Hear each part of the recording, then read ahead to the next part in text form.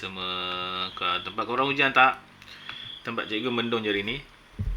Tak hujan. Boleh lah ya. So hari ni kita nak belajar topik yang best sikit, iaitu cuaca angkasa lepas. Kita biasa tengok cuaca dekat bumi je kan. Sekarang ni kita nak belajar cuaca angkasa lepas. Okey, dekat angkasa pun ada aktiviti-aktiviti tersendiri. So yang pertama kita akan belajar mengenai aktiviti matahari memberi kesan kepada bumi. So matahari pun ada aktiviti-aktiviti dia guys. So inilah matahari kita. Kita dah belajar sebelum ni macam mana kelahiran bintang masa form 2. Korang masih ingat lagi tak macam mana kelahiran bintang? Bintang berasal daripada apa? Daripada nebula. Okey, so matahari merupakan berbola gas yang membara berhampiran seluruh matahari, terdiri daripada jenis gas, hidrogen dan juga helium ada gas ya. Okey, lepas itu struktur matahari ni ada beberapa benda yang penting yang perlu kita tahu. Okey, yang atas tu namanya zon perolakan. So maksudnya dalam ni dia berpusing-pusing ni. Dia berpusing-pusing, gas dia berolak-olak. So tengah sikit namanya zon radiasi yang memancarkan radioaktif. Yang tengah-tengah tu adalah teras. Jadi matahari kita dibina asalnya daripada teras. Ingat tak dulu? Debu-debu ditarik pada teras. Nebula kan menghasilkan matahari. Jadi gas kita ni banyak dekat atas ni, yang berolak-rolak ni.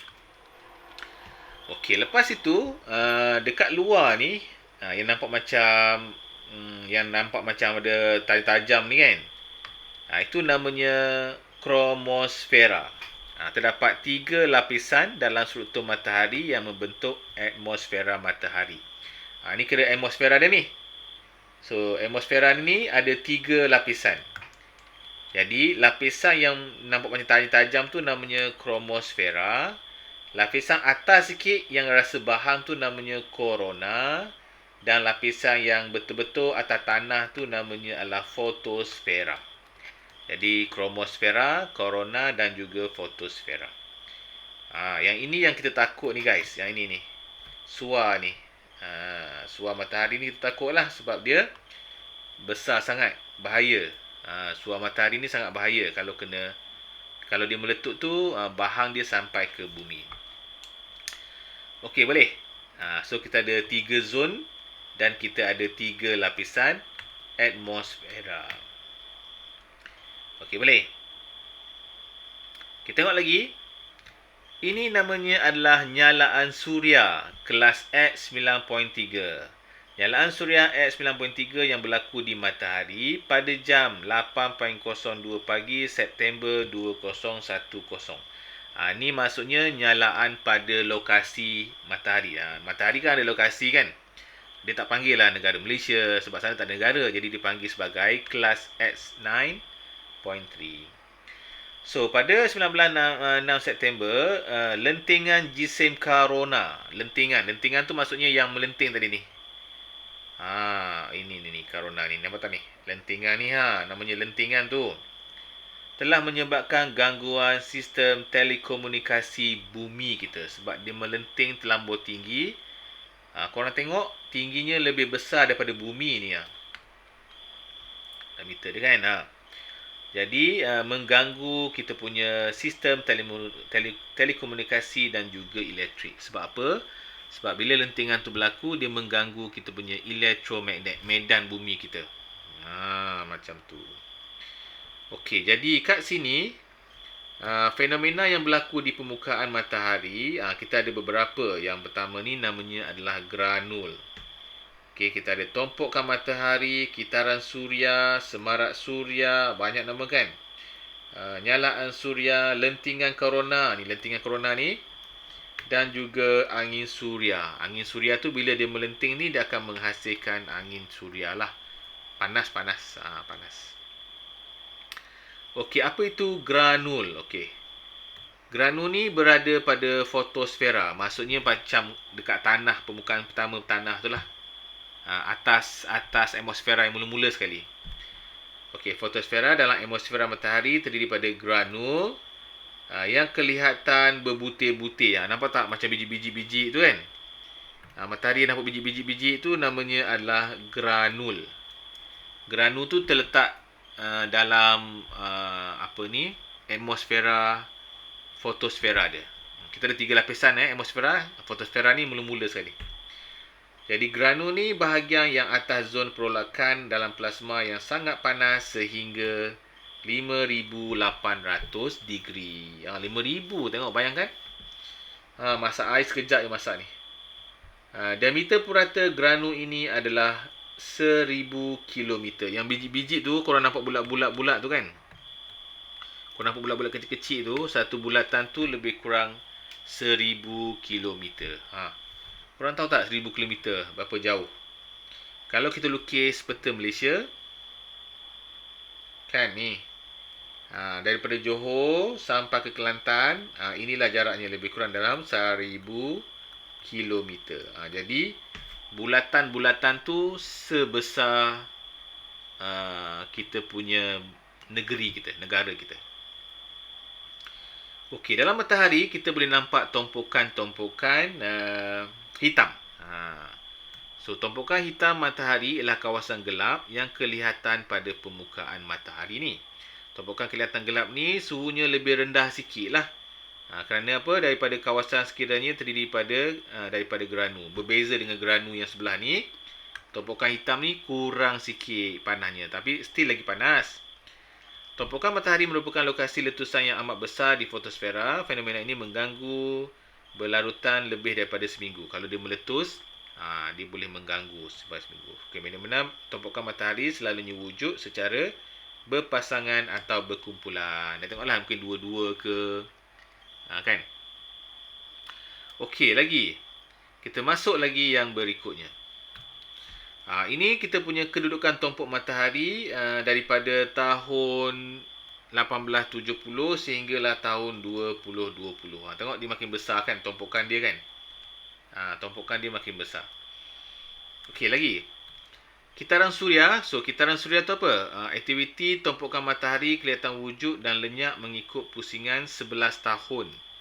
Dikenali sebagai kitaran suria. Maksudnya kitaran suria ni 11 tahun sekali.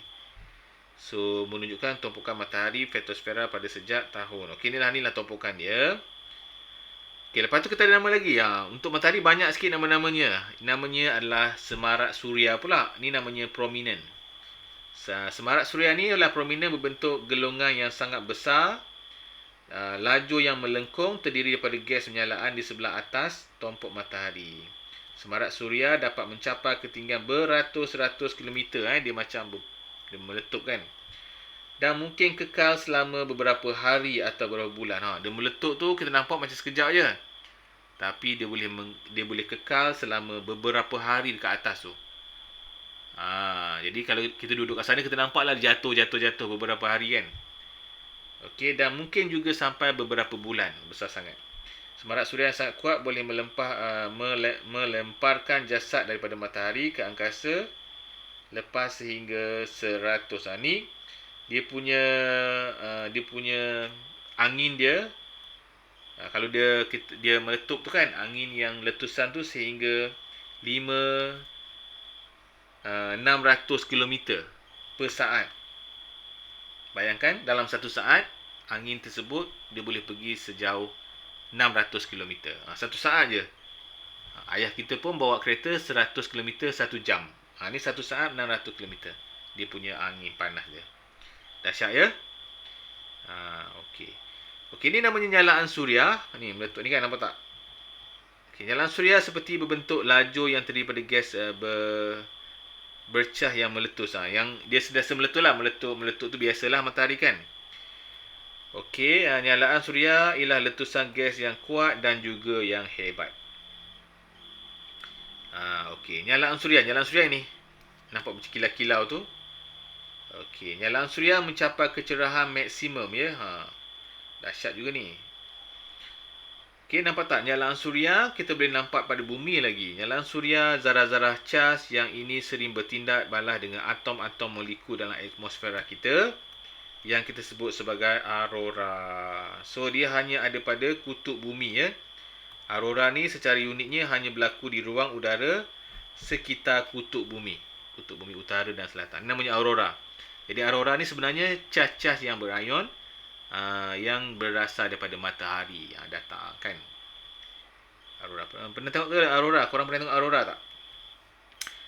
Okey, ni letusan-letusan biasa ni yang berlaku dalam matahari, letusan-letusan kecil dia. Okey, tapi kalau besar ni lah namanya lentingan corona, lentingan corona. Lentingan corona ni lah yang bahaya ni ya. Lentingan corona berbentuk awan besar terdiri daripada plasma yang meletus. Plasma tu masuk cecair. Cecair yang meletus daripada matahari dan kerap berlaku bersama dengan nyalaan suria. Kalau meletup macam ni biasa. Cuma kalau takut lentingan dia terlalu besar. Terlalu besar, ia bahaya kepada bumi. Okey, lentingan jisim corona. Lentingan jisim corona ialah letup zarah yang bermagnet menyembur zarah bermagnet keluar daripada kelajuan yang tinggi. Kelihatan seperti awan yang mengembang.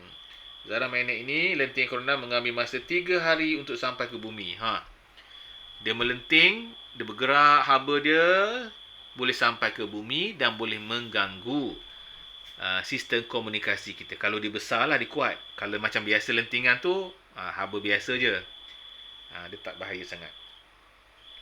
Jadi apa itu lentingan jisim ni? Lentingan jisim ni adalah zarah-zarah yang bercas nyalaan suria yang bermagnet dan akan masuk dalam ruang bumi menghasilkan aurora. Jadi aurora tu terbentuk daripada lentingan corona ni lah. Sebab dia banyak cas kat situ. Okey. Sampai sini okey guys? Boleh hadam lagi sampai sini? Boleh terima lagi kan? Okey. Kalau boleh hadam lagi, cikgu teruskan lagi. Sikit. Cikgu cuba lajukan sebab nak buat latihan ni. Okey. Lepas tu kita ada angin suria. Okey. Angin suria ni adalah zarah plasma juga. Plasma tu apa? Plasma tu yang dalam matahari yang cecair. Plasma tu cecair. Zarah plasma yang berbentuk seperti elektron, proton, zarah alfa yang meletus daripada matahari dan bergerak ke angkasa lepas bersama dengan kelajuan yang tinggi dikenali sebagai angin suria. Jadi angin suria tu daripada zarah-zarah ataupun elektron yang kecil yang meletup. Inilah zarah suria, nampak tak? Yang mana ni. Ni namanya angin suria. Jadi angin suria inilah yang akan mengganggu. Nampak tak yang biru ni? Kita punya medan elektromagnet.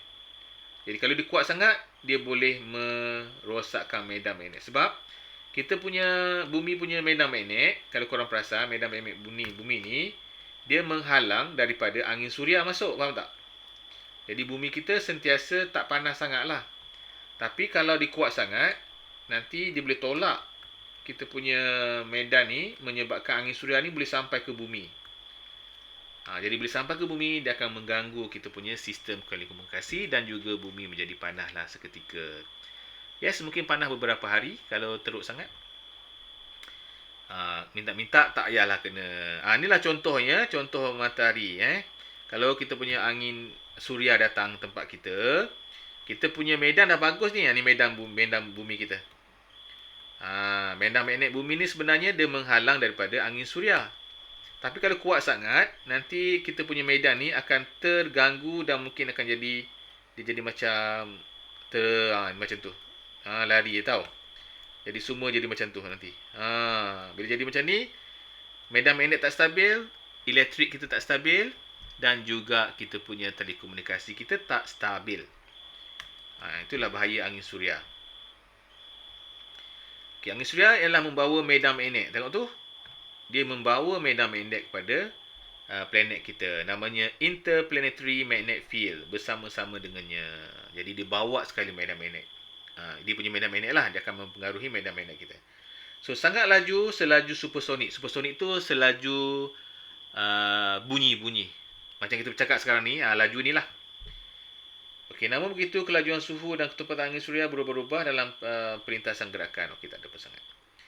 Jadi macam inilah kita punya bumi kita guys. Bumi kita ni sebenarnya mempunyai medan tersendiri. Ini medan kita. Daripada kutub tu kan. Nampak kita sengit. Tapi bumi kita ni Tuhan ciptakan ada medan dia tersendiri.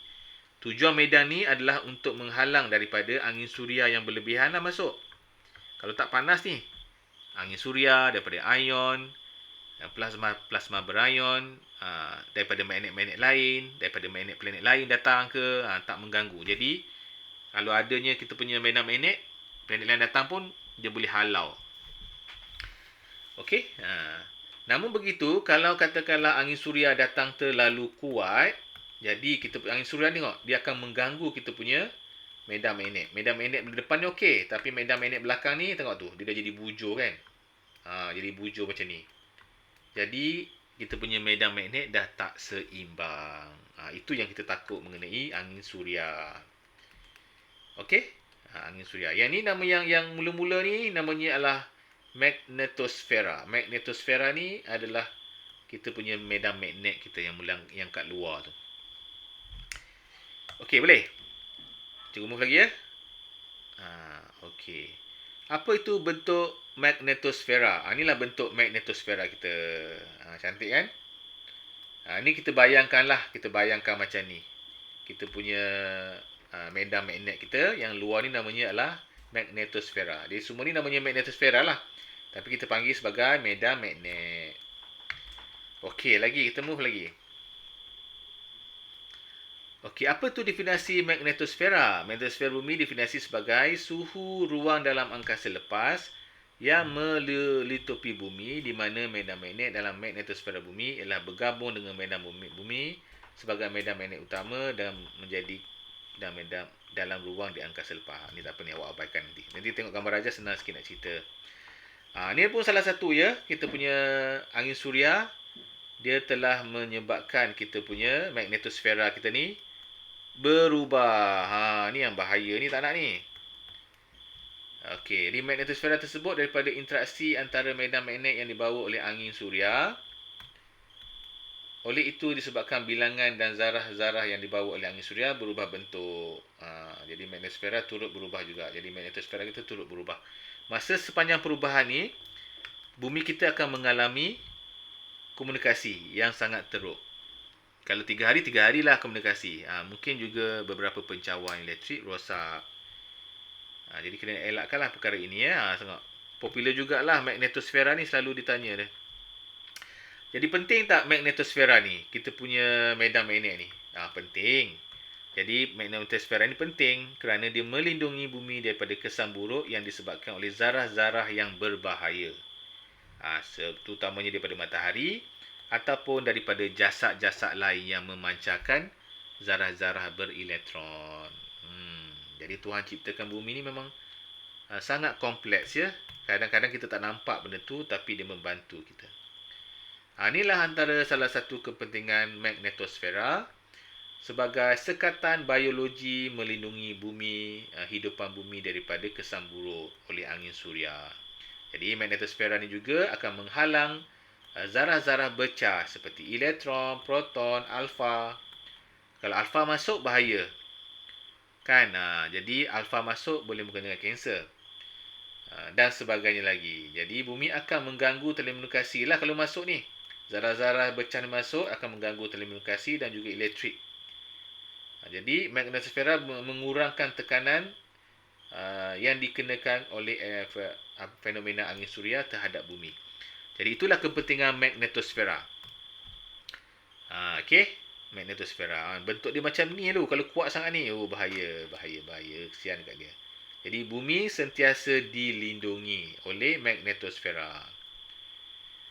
Okey, dah ya. Cuaca angkasa. Okey, kita buat nota dulu kejap. 9.2 kita masuk nanti. Asyik cerita je kan, bosan pula kan. Kita buat nota sikit. Nota kita tak banyak, nota kita simple je. Penjelasan kita yang banyak. Okey, nombor 1. Okey, nombor 1. Tengok mana nombor 1 mana. Nombor 1 tengah-tengah sekali. Apakah nama yang paling tengah sekali? Siapa tahu? Okey, apakah nama yang paling tengah sekali? Siapa tahu? Tengah sekali. Namanya adalah namanya adalah teras. Core dia. Teras bumi.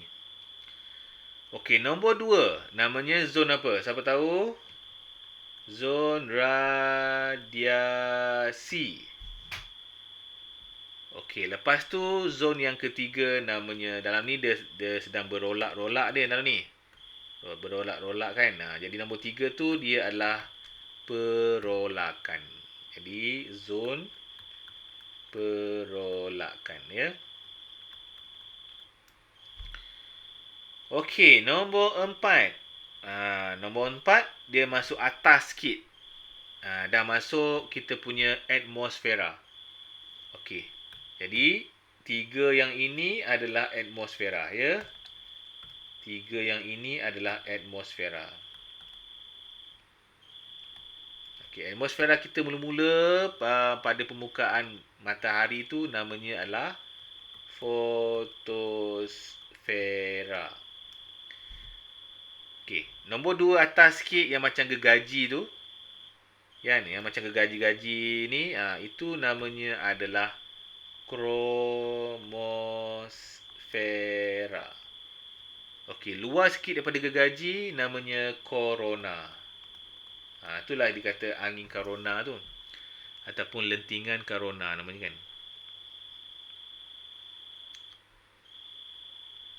Okey. Sampai sini. Boleh.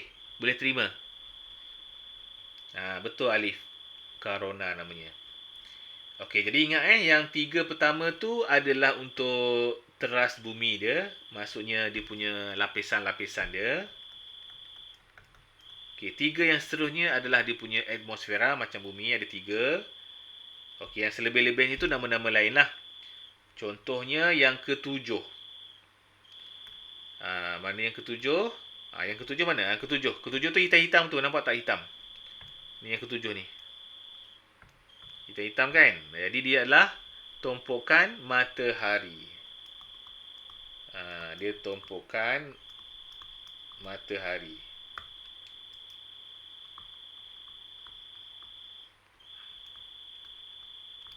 Tumpukan matahari. Okey, nombor 8. Nombor 8 tengok yang bulat-bulat tu 1000 km kan? Gelembung-gelembung 1000 km panjang dia. Itu namanya granul. Okey, yang lentingan tu, kita punya lentingan ni nama popularnya adalah prominent. Prominent. Okey, namanya prominent. Okey, dah salin dah? Gambar raja senang sikit nampak.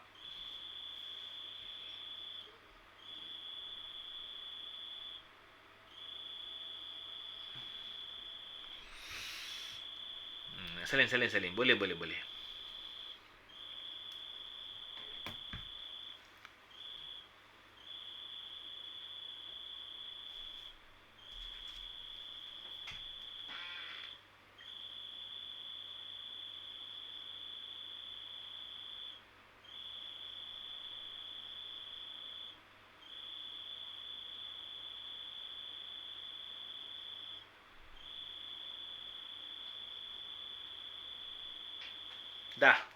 Dah lihat. Okey, kita masuk lagi yang seterusnya. Okey, nombor 2. Hanya dapat dilihat semasa gerhana matahari. Bila gerhana matahari kita nampak cincin kan? Cincin yang keliling tu. Kan cincin keliling tu, kalau ada gerhana matahari, kita akan nampak yang cincin keluar tu. Yang cincin tu yang kita nampak ada 2. Iaitu corona dan juga satu lagi adalah kromosfera. Kromosfera. Ingat kromosfera tu adalah gergaji tu. Luar gergaji sikit corona. Corona. Dia macam corona ni macam habuk-habuk cahaya kan. Bersepah-sepah tu. Boleh corona dengan kromosfera yang kita dapat kalau kita kena gerhana matahari. Okey, tidak balas nuklear berlaku dalam teras matahari membebaskan tenaga cahaya. Cahaya dan juga tenaga haba. Okey. Okey, atom-atom hidrogen bergabung untuk membentuk atom. Membentuk atom apa? Siapa tahu? Atom gas helium. Jadi hidrogen dengan hidrogen dia bergabung, dia meletup dan membentuk helium. Okey, jadi ini namanya adalah tindak balas nuklear. Pelakuran. Namanya nuklear pelakuran. Nuklear ada dua jenis, satu nuklear pelakuran, satu nuklear belahan dua. Okey, boleh salin? Siapa nak try?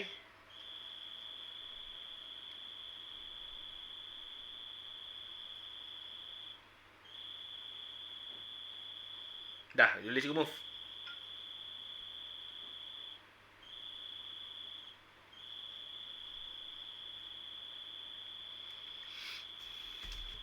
Kita move lagi.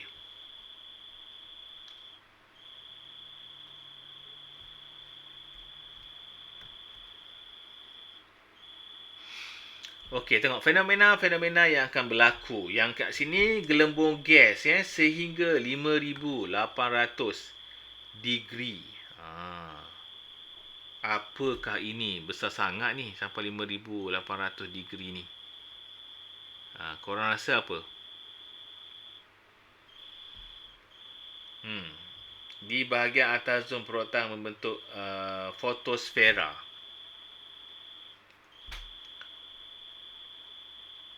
Okey. Kita buat yang bawah dulu lah, senang. Aku buat yang mana cikgu ingat Aku buat yang mana cikgu ingat.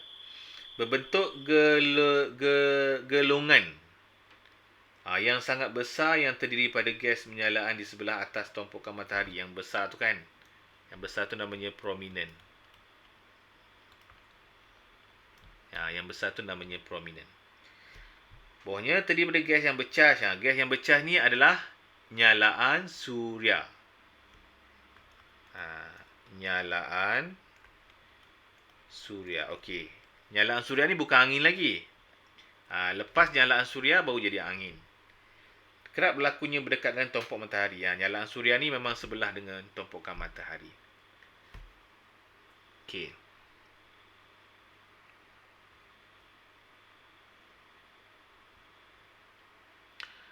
Okey lagi. Sebelahnya. Dua tu nanti dulu ya.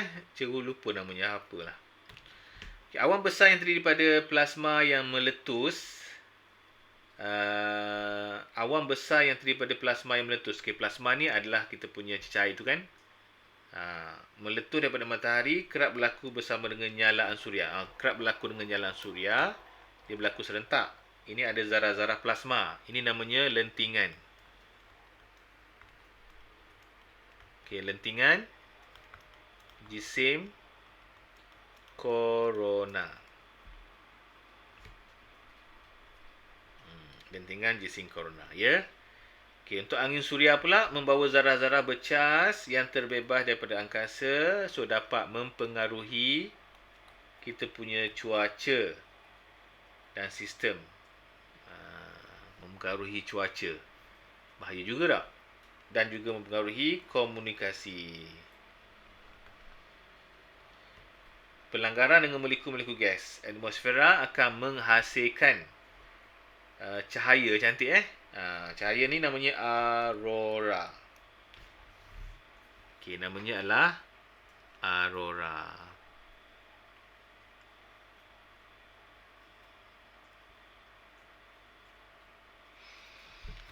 Okey.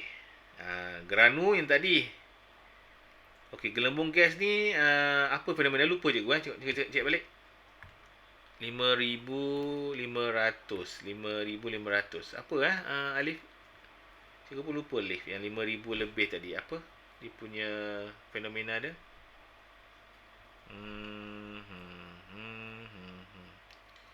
Nyalaan suria. Prominent dah. Tumpukan matahari. Ni granul. Granul lah ya. Okey, granul. Okey, Alif betul Alif, granul. Granul adalah 1800.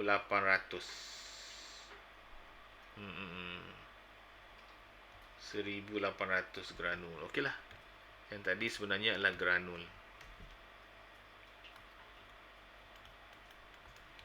Yang ni tumpukan matahari lah, kan?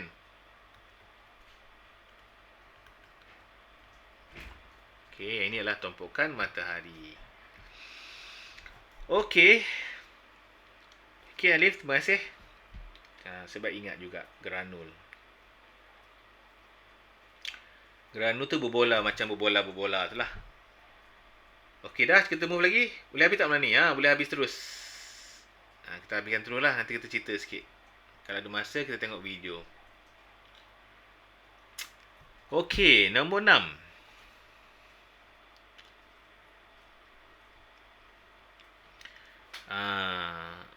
Nombor 6 dia kata pasal apa ni? Bumi ialah suatu ruang dalam angkasa lepas melitupi. Yang ini yang melindungi bumi. Siapa nama? Magnetosfera. Betul, magnetosfera.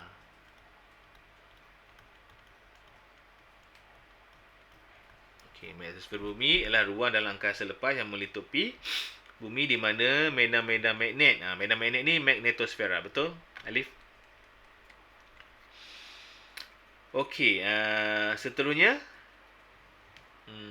angin menyebabkan pembentukan magnetosfera. Okey, siapakah yang menyebabkan pembentukan magnetosfera? Angin suria. Angin suria tu tolak, jadi terbentuknya magnetosfera pada kita punya magnet tu lah. Okey, ingat lagi tak? Magnetosfera tu dia macam bujur sikit. Bila ada angin, magnetosfera tu jadi bujur sikit. Okey ke ni? Guys, boleh juga teruskan. Okey, ialah fenomena yang berlaku di permukaan matahari. Berlaku di permukaan matahari namanya cuaca angkasa lepas. Namanya adalah cuaca angkasa lepas. Jadi, cuaca angkasa lepas ni kita merujuk kepada fenomena berlaku di permukaan matahari dan juga di luar angkasa lepas.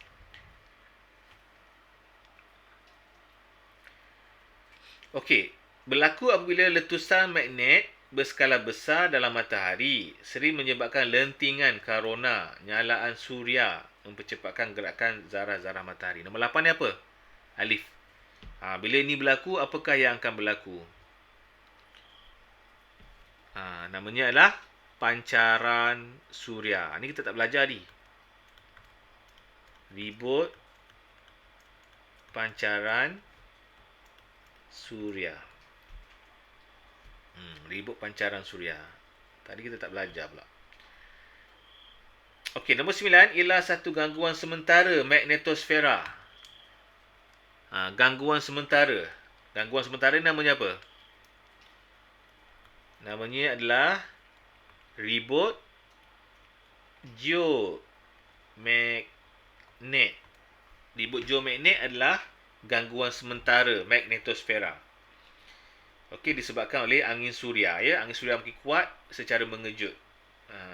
Okey.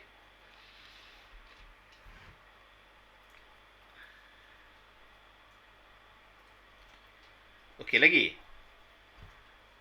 Nombor 10. Okey, kat sini kesan-kesan cuaca lepas terhadap bumi dan manusia.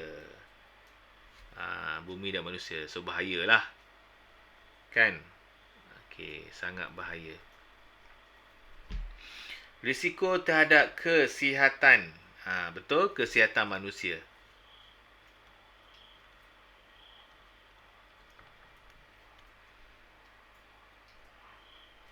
Pembentukan fenomena angkasa lepas, angin suria.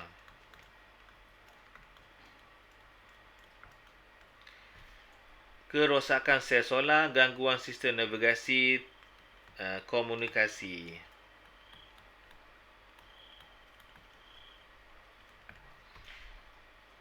Kerosakan, ni pesawat ni. Kerosakan elektronik pesawat. Kerosakan elektronik pesawat. Okey, pembentukan fenomena ni kalau kat bumi ni angin suria ni dekat matahari ya. Kalau dekat bumi dia tak cakap pula ya. Oh, dia cakap kat bumi lah. Kalau kat bumi, fenomena ni akan menjadikan bumi adanya aurora. Aurora. Okey. Adanya aurora. Gangguan navigasi ni satu komunikasi, satu lagi kita boleh kata GPS. GPS kita pun terganggu juga. Kita punya GPS yang kita pakai tu kan boleh mengganggu. Okey, elektronik pesawat, risiko terhadap kesihatan. Kesihatan kepada siapa? Kepada kru-kru anak kapal dan juga penumpang. Katakanlah kapal terbang ada terbang pada hari tersebut dan ada angin suria. Oh, sangat bahaya. Yang terakhir adalah gangguan bekalan kuasa elektrik. Ya, kuasa elektrik pun terganggu lah kalau kita punya magnetosfera bermasalah tadi kan. Okey guys, sampai sini. Korang boleh dapat sesuatu tak malam ini? Dapat kan? Boleh faham kan? Cuma mungkin tak detail sebab nota cikgu ni ringkas. Sekurang-kurangnya korang dapatlah idea. Kalau tengok nota yang betul, panjang lagi. Tengok buku teks, lagilah panjang. Jadi cikgu jumpalah buat secara seringkas yang mungkin. Okey, so kita tengok video sikit, ada tak? Cikgu cari angin suria. Mungkin korang nak tengok macam mana angin suria. Kalau ada lah.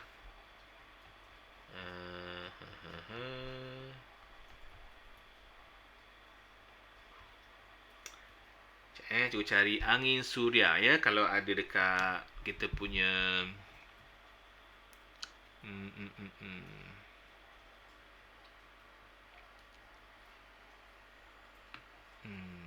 manakah angin suria kita?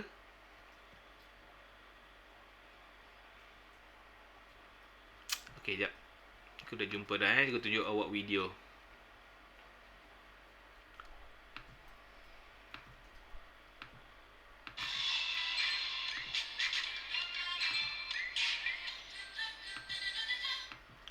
Okey, dengar tak cikgu punya suara?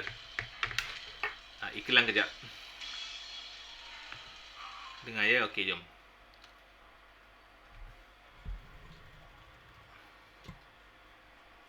Matahari berpotensi memuntahkan radiasi dan plasma secara rawak.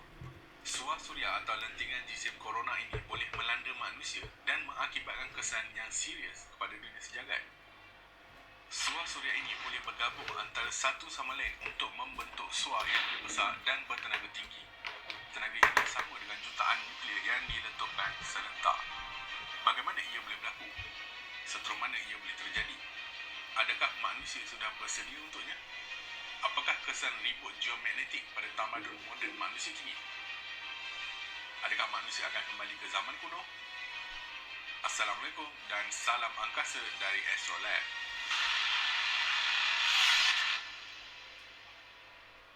Matahari kita sangatlah panas. Ia sangatlah panas sehingga merobek atom menjadi elektron dan inti sel dan mengalir antara satu sama lain di dalam plasma. Plasma ini ditolak dan dibentuk oleh medan magnet matahari. Sama seperti bagaimana medan graviti matahari mencapai keluar ke planet dan membentuk orbitnya. Perlu ingat, daya magnetik berbeza dengan graviti. Kemagnetan adalah salah satu bahagian dari kekuatan ganda iaitu keelektromagnetan. Elektrik menghasilkan medan magnet dan medan magnet menghasilkan elektrik. Di matahari, plasma diperbuat daripada proton dan elektron bercas elektrik, membentuk medan magnet semasa mereka bergerak dan medan magnet ini membentuk aliran zarah semasa ia bergerak. Pergerakan partikel ini tidak bebas di dalam gelung ulang-alik dinamik yang dipanggil dynamo. Ia berfungsi memastikan medan magnet matahari terus menghasilkan cahaya matahari. Medan magnet ini menyimpan jumlah tenaga yang sangat besar dan keluar dari sistem suria. Ia membawa titisan plasma suria yang berterusan seperti hujan rendah yang dikenali sebagai angin suria. Seterusnya membawa pada salah satu cuaca unik sistem angkasa kita. Ia selalunya tidaklah stabil. Oleh kerana plasma matahari berputar dan mengalir di sekelilingnya, medan magnetnya menjadi celaru. Ini seterusnya mewujudkan simpulan magnet yang membina sejumlah tenaga yang besar. Apabila simpulan ini pecah, matahari berupaya memuntahkan sejumlah plasma dan banyak benda berbahaya lain ke sistem suria kita. Ribut suria terdapat dalam beberapa jenis, antaranya SUA suria, sejenis gelombang pasang surut sinaran tenaga tinggi. SUA suria ini bergerak dengan kelajuan cahaya ke dalam sistem suria, menyelubungi proton-proton di angin suria, memacu mereka menjadi ribut suria proton berkelajuan tinggi. Kemudian terdapat lentingan jisim korona yang merobek berjuta malah berbilion tan plasma dari matahari, melonjakkannya ke sistem suria dengan kelajuan hingga 9 juta kilometer per jam. Sekiranya ia mengenai kita, tiada apa-apa yang akan berlaku. Atmosfera bumi melindungi kita dari kesan buruk sinaran matahari dengan menyerap letupan sinar X di atmosfera sebelum sampai ke permukaan. Plasma elektrik dari lentingan jisim korona dipesongkan oleh medan magnet bumi, mengalihkan ribut tenaga ke kutub utara dan selatan, di mana zarah bertenaga tinggi jatuh ke atmosfera dan menyebabkan atmosfera bercahaya dan menghasilkan aurora yang indah. Kadang-kala terdapat taufan, dan di dalam kes ini, super ribut taufan. Untuk pengetahuan semua, ribut taufan ini pernah berlaku sebelum ini dan berlaku sekurang-kurangnya 1 kali seabad. Jika ia berlaku kini, antara perkara yang akan kita amati ialah: yang pertama, SUA suria yang kuat seolah-olah seperti kilat.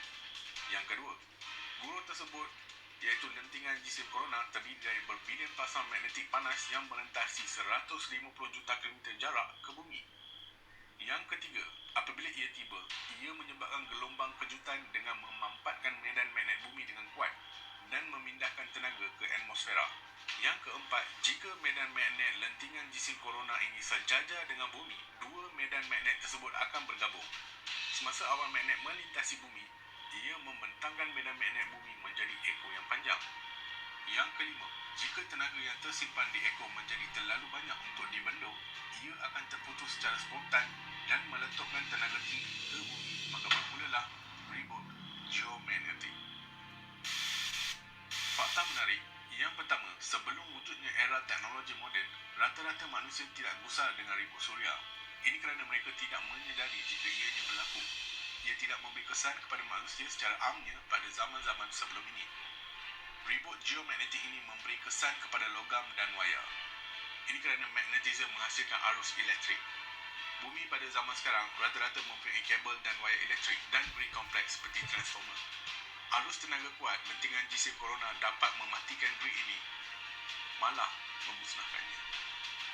Perkara ini telah pun terjadi. Carrington Event tahun 1859 berlakunya ribut suria dan mencatatkan rekod ribut geomagnetik terbesar di bumi. Aurora kelihatan di Caribbean. Ramai yang terjaga dari tidur memikirkan sudah terbit matahari kerana cahaya yang sangat terang, dan ramai pengenali mesin telegraf terkena ranjatan elektrik.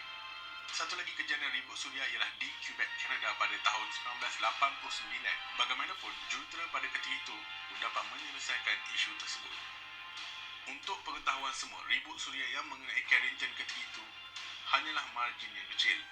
Dengan arus kemodenan yang lebih futuristik kini, penduduk bumi berdepan krisis yang lebih teruk.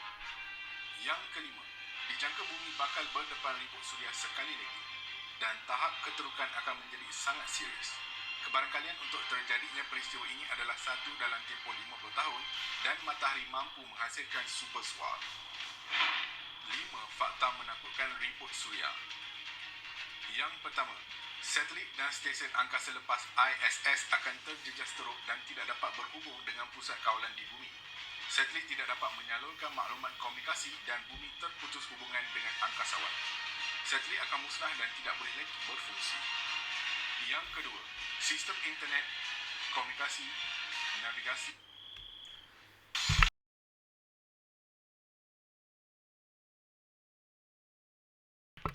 Macam itulah guys. Macam mana rasa? Okey tak? Ada rasa ketakutan tak? Alif? Akan bakal berlaku lagi ya. Ribut suria yang lagi besar lagi pelapan ni. So, okey lah guys. Saya harap korang dapatlah sesuatu hari ini. Dan kita jumpa lagi minggu hadapan.